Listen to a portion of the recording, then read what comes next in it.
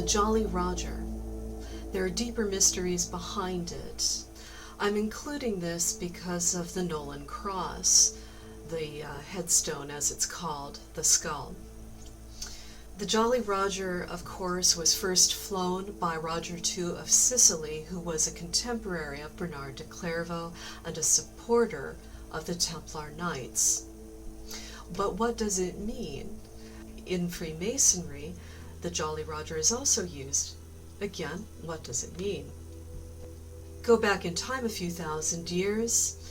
Ossuaries are stone boxes meant to contain the bones of those deceased in the Judaic culture, and they're only long enough to accommodate the thigh bone. The head, the skull, is placed on top. It is possible it is a nod to the ossuary and the origins of Jesus' bloodline. However, this runs much deeper. The authors of the Jesus Discovery performed forensic experiments on methods of crucifixion. No manuals actually exist as to how Romans crucified their victims. After quite a lot of study, they found that an X was the most effective, slow, and painful way to inflict death. Not a T, but an X. It required fewer people to carry it. One person was able to do so, fewer to erect it as well. Now consider the cross of St. Andrews in Scotland. It is an X. Is it possible that Christ was actually crucified on an X rather than the famous T? When Constantine came into power in 325 AD, he legalized Christianity that year.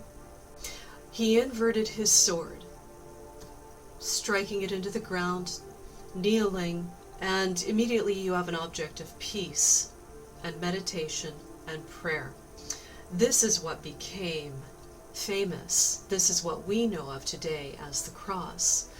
But prior to that, we have the XI monogram, or the IX monogram. And it is simply a stick figure, if you will, of an X and an I down the center. And I believe it depicts exactly what it's meant to. And it is cousin to the key row. The key row are the initials of Christ. The key row is an X with a P.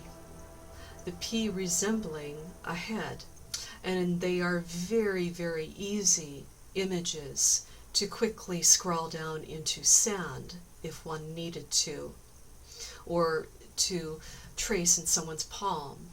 On the road, one might meet a fellow Christian and know them by drawing an arc, and then their friend would come along and draw another arc, and you'd have the Christian fish, letting each other know that it was safe to have a conversation. The key row was the same thing.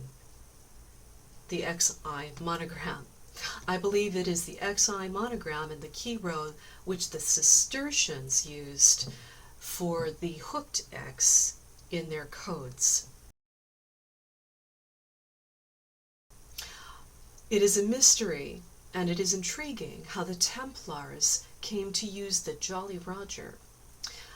How did they know this? I'm not quite certain myself, but it seems apparent that they did know the method that Christ was crucified. It's very intriguing that the Templars started flying the Jolly Roger, and that symbol became part of pirate lore, because when they were persecuted in 1307 and 1314, they didn't quit their sailing activities. They had ships, they were strong, they were active, they had resources, they knew where they were going in the New World.